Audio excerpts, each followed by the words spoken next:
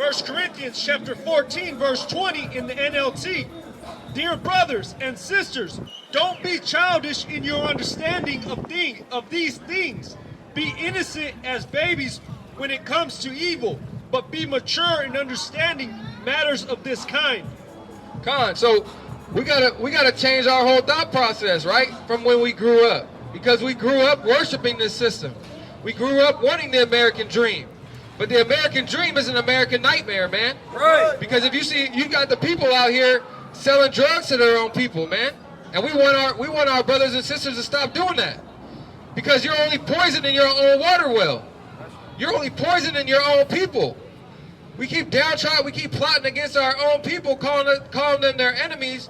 But the Bible tells you you're supposed to love your enemies, man. And your enemies that's of your own nation. That's right. Right? Because when we hate each other, we're our own enemies. But Christ says, even if you hate your brother, you committed murder on him, man. You see what I'm saying?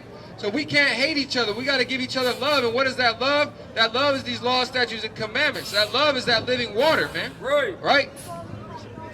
1 Corinthians chapter 13, verse 11. Bring it out. When I was a child, I spake as a child. I understood as a child. I thought as a child.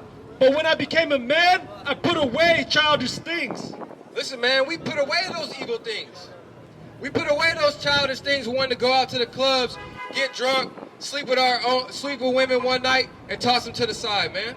You see what I'm saying? Indulge in drugs, indulge in this, that, and the third, indulge in the wickedness of this society. Hey, what's going on, brother?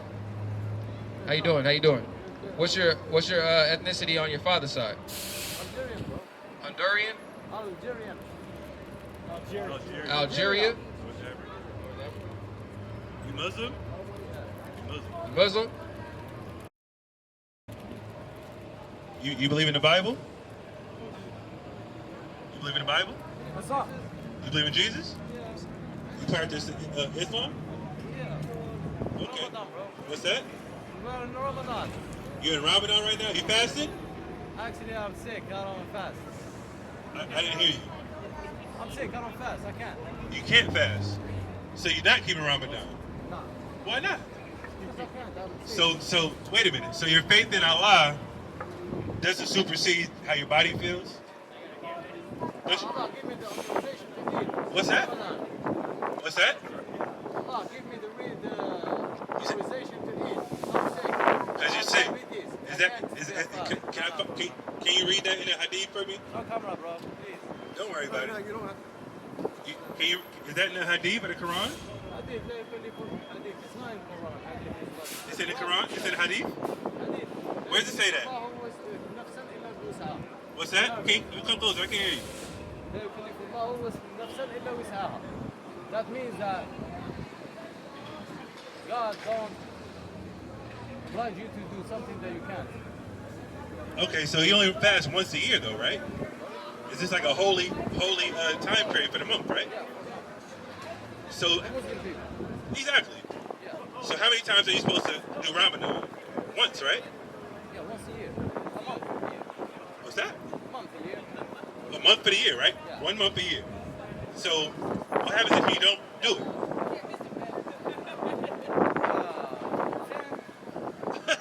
It's just whatever, huh? Sin. It's sin? Yeah. So Allah allowed you to sin. No, it's not a sin. That's a lie. I'm saying, bro, I can't. If I fast, I'm gonna maybe die. Or, Sir, fasting is good for you though. I was sick last week. You know what I did? I I have fasted. diabetes. I can't. Oh, you have diabetes? Yeah. Interesting. So you gave yourself diabetes or? Some things that you can't fast. Yeah, that's insane to me. So it's not really a sickness, it's just your condition. It's a long-term condition that you have. Yeah. Exactly. All right, not a problem. Where's my phone at? Let me watch out. Let's just read the hadith. Can you read the hadith? Yeah. Arabic. Arabic? We'll have you read the Arabic. We'll read it in English for everybody else. Is that fine? You understand English, though, right? Yeah, I do. Sometimes I love Hey, we're gonna go straight Sahih, all right? Nothing else, just Sahih, okay? Because a lot of Muslims want to play games when we go to Al-Bukhari or Sahih Muslim, right? They want to play games and they be like, oh, let's speak Hadith. But we're gonna go Sahih, only Sahih, okay? Sahih means sound. Sahih means authentic, okay? So, do you believe in the Hadith? Not really, bro. You know why? Because the Hadith was written 100 and something years after the. The Quran falls apart without Hadith. What are you talking about? Yes. The Quran is Your God's word. The Hadith is people's word. Okay. Heard from someone that heard from someone, 100 Muhammad. years ago after the Prophet. Great. was What about dead. tafsir? Do you believe in tafsir? I do believe in that. So you don't believe in none of your scholars. You don't believe in none of your scholars. I'm gonna miss the bus. Run it. I'm not running. Run it. Running, bro. Defend Islam. Yeah. Defend Islam. Yeah, cool. And this will be considered your dawah for us, all right? That one. All right? Okay? Okay. The Muslim, bro. You got it. Hold on, let me get some. Call out the place. I'm gonna pull it up so I can give you to the area. Oh yeah, that's all good. We gonna get to it. Matter of fact, give me that what you had me get last time. 509. How many Qurans are there? Only one. Only one? Yeah, of course. Are you certain? Yeah. How many Kaabas are there? How many what? Kaaba. What is that? Kaaba stone. One. Alright. What if I showed you there's more than one?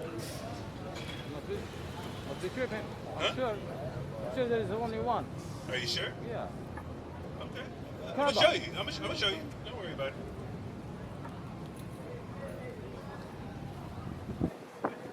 You got it? I think I gotta say it. Here you go. So this is Sahih al-Bukhari, No, Sahih. all right? 509 or 510. It's narrated by Anas bin Malik. All right. Hudhaifa bin al-Yaman came to Uthman. Who's Uthman? Good. Uthman. Man. Who's Uthman? How long? He was one of the caliph. He was a caliph. He was a caliph. Man. Uthman. He was the third. He was third in line after Muhammad died. Third. Uthman. Uthman how? It's, okay. You want the name? You want the whole name? Okay, cool. I'll look it up right now.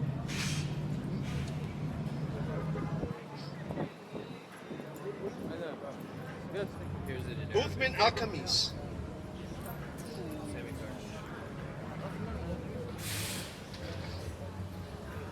So this is Caliph. This is Caliph Uthman, 650 AD. 650 AD. Uthman. His name is Uthman al-Khamis. So it was Muhammad, Abu Bakr, and then Uthman. Uthman succeeded Ali Bakr, right? So let's go back to the Al-Bukhari. So narrated Anis bin Malik, Hudhaifa bin al-Yaman came to Uthman at the time when the people of Sham and the people of Iraq were waging war to conquer Armenia and Azerbaijan, right? And, Hudhaifa was afraid of the people of Sham and Iraq. Differences in the recitation of the Quran, differences in the recitation of the Quran. So this is one point saying that there's different Qurans, there's different recitations. Okay? Let me explain that. Is that? Let you explain it? We can explain it? What's the So when explanation? the Muslim community started to get bigger, there were other people, other than Arab people, they start to learn Arabic to pray. Because you can pray, you can only pray with Arabic. In Arabic, yeah. Yeah, in Arabic. Right. And other people that are non-Arab, they don't pronunciate right. Okay. So they started to pronunciate wrong, and then there's a Khalifa, I don't know which one. came and reading the Quran for them and said, this is the real Quran, this is the real pronunciation, this is the Arabic how to pronunciate. Great. Okay. Let me keep reading the Hadith. Let me keep reading the Hadith. Let's see if this Hadith agrees. Right? So, Hudhaifa was afraid for their people of Sham and Iraq, differences in the recitation of the Quran. So he said to Uthman, O chief of the believers, to Uthman, right? O chief of Muslims, right? Save this nation before they defer about the book, the Quran, Al-Kitab, right? Of the Quran, as Jews and Christians did before. So Uthman sent a message to Hafsa. Who's Hafsa? Hafsa was a woman, right? Of the Quraysh tribe, right? Watch this. So Uthman sent the message to Hafsa, send us manuscripts of the Quran so that we may compile the Quranic materials in perfect copies and return the manuscripts to you.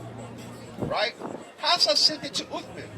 Uthman then ordered Zayd ibn Thabit, Abdullah ibn Azubayr, and Sa'id ibn al-As, Abdur Rahman ibn Harith ibn Hisham. Hisham is another key person in Islam, right? To write the manuscripts in perfect copies. Uthman said to the three Qurayshi men, right? Because the Qurayshi Arabic, right? That's the tribe Muhammad came from the Quraysh, right? In case you disagree with Zayd ibn Thabit on any point of the Quran, they write it in the dialect of the Quraysh. The Quran was revealed in their tongue. They did so, and when they had written many copies, Uthman returned the original manuscript to Hafsa, right? Uthman sent to every Muslim province one copy of what they had copied and ordered that all the other Quranic materials, whether written or in fragmentary manuscripts or whole copies, be burnt. Be burnt. Watch this. And it keeps going. Let's go to 510 now. That was 509. Let's go to 510. Uthman at the time, let me see, that was 510. So 509 was telling them at first, let's read 509, because let's read the context.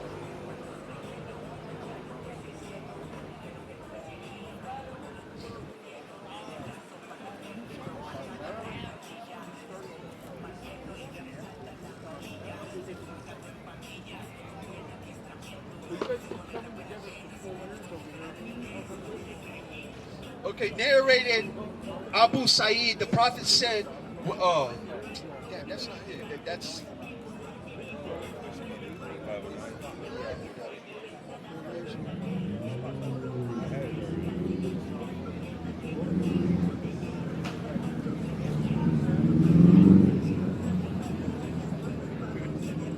Got it? Oh, perfect. So this is 509. Abu Bakr as-Sadiq sent for me when the people of Yamana had been killed. In other words, a number of the Prophet's companions, the Sahaba, right? A lot of the Sahaba was being killed, right? Who fought against Musaylama. I went to him and found Umar bin al-Khattab sitting with him. Abu Bakr then said to me, Umar has come to me and said, casualties are heavy among the Qura of the Quran, the people that recite the Quran, right? And those who knew the Quran by heart. On the day of the battle in Yamama, and I am afraid that heavy casualties may take place among the Qura on the battlefields, whereby a large part of the Quran may be lost. Therefore, I suggest you, Abu Bakr, order that the Quran be collected. I said to Umar, how can I do something which Allah's apostle did not do? Umar said, by Allah, this is a good project. Umar kept on urging me to accept his proposal till Allah opened my chest for it. And I began to realize the good and the idea which Umar had realized. Then Umar Bakar said to me, "You are a wise young man, and we do not have any suspicion about you, and you used to write the divine inspiration for Allah's apostle. So you should search for the fragmentary scripts of the Quran and collect it in the books. By Allah, if they have ordered me to shift one of the mountains, it would not have been heavier for me than this order in the collection of the Quran." Then I said unto Abu Bakr, "How will you do something by which Allah's apostle did not do?" Allah, it said, is a good project. And he opened up my chest, and it repeats. And so I started looking for the Quran, collecting for what was written on palm stalks, then white stones, and also from men who knew it by heart, till I found the last verse of Surah Al-Duwaba with Abi Kuzaima al-Ansari, and I did not find it with anybody other than him. The verse is, "Verily there has come unto you an apostle Muhammad from amongst yourselves. It grieves me that you should not receive any injury or difficulty," till the end of Surah Abara, right? And then it goes on about how he destroyed, burnt copies, even threw them in the river, right? We can go there right now. Okay, Uthman returned the original manuscripts to Hafsa, sent to every Muslim province one copy of what they had copied, and ordered that all other Quranic materials, whether written in fragmentary manuscripts or whole copies, be burnt. Sayyid al-Tahibi added, "Verse from the Surah Al-Ahzab was missed by me when we copied the Quran, and I used to hear me, and a verse from Surah Al-Ahzab was missed by me when we copied the Quran, and I used to hear Allah's apostle when we recited it." So it's saying that one verse, one ayah out of this surah was missed. So this pretty much throws the whole Quranic, the whole Islamic narrative out the window. There's been verses that have been abrogated. There's been verses that were missed. There was verses that were forgotten also.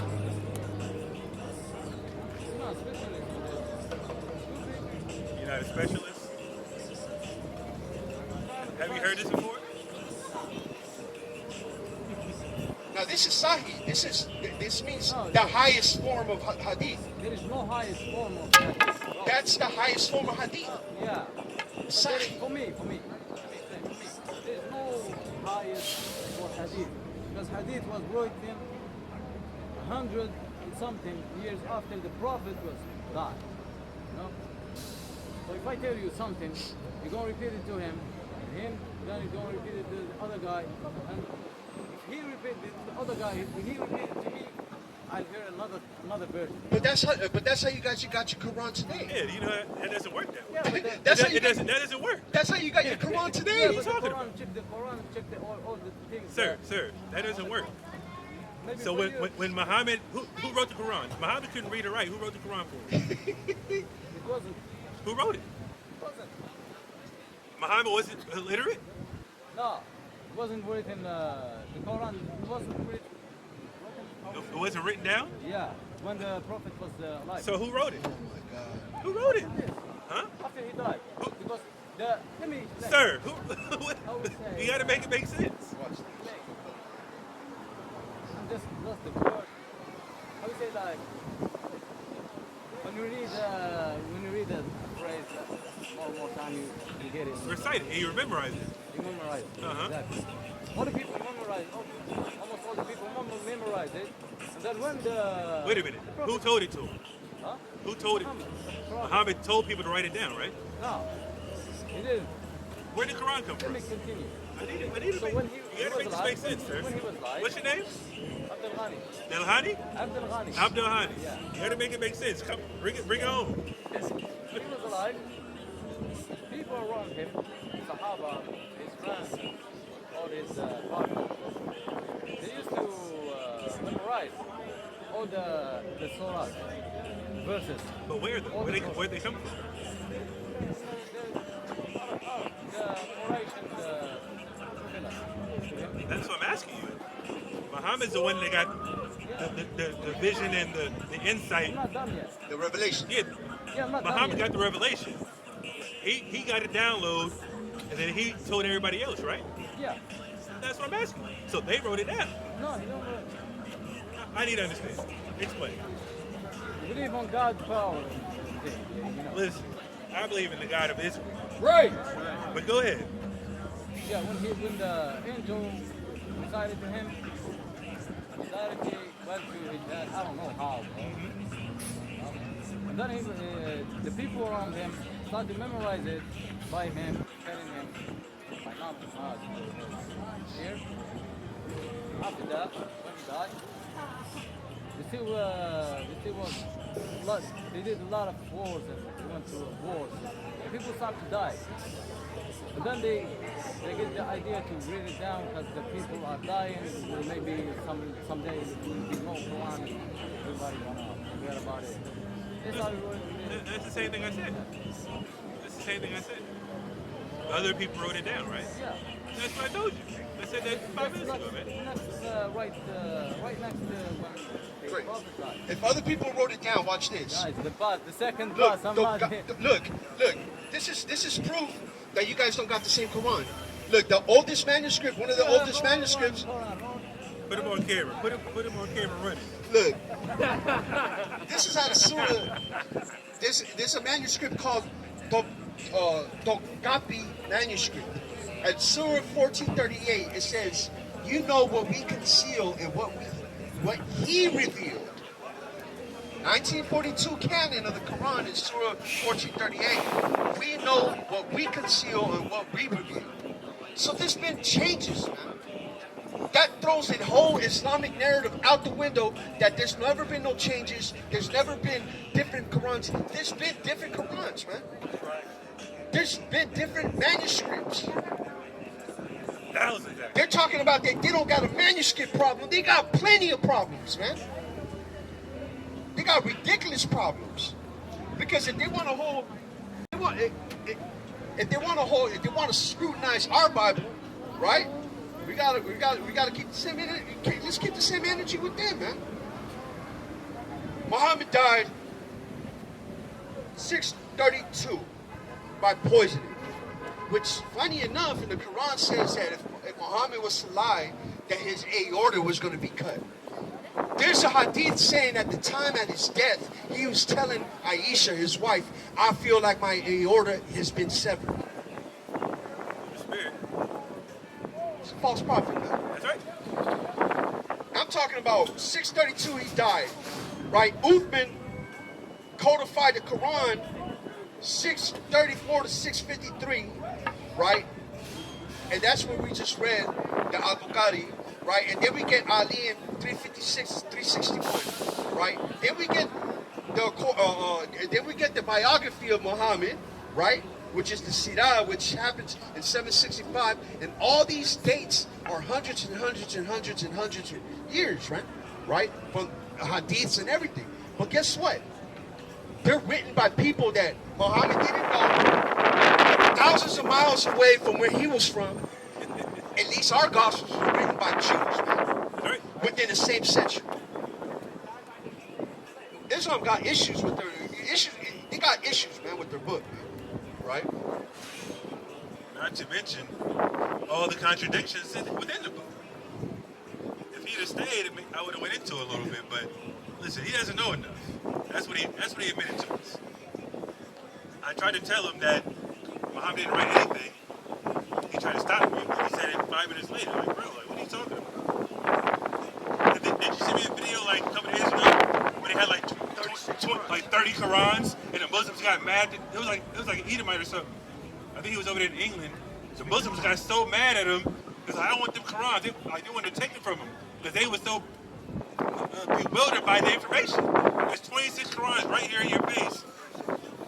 36, over 30 Qurans right there in their face, and they got so upset because it's a level of cognitive dissonance going on that they believe a lie. It's a false religion anyway for them. It's just for them. They can believe it if they want.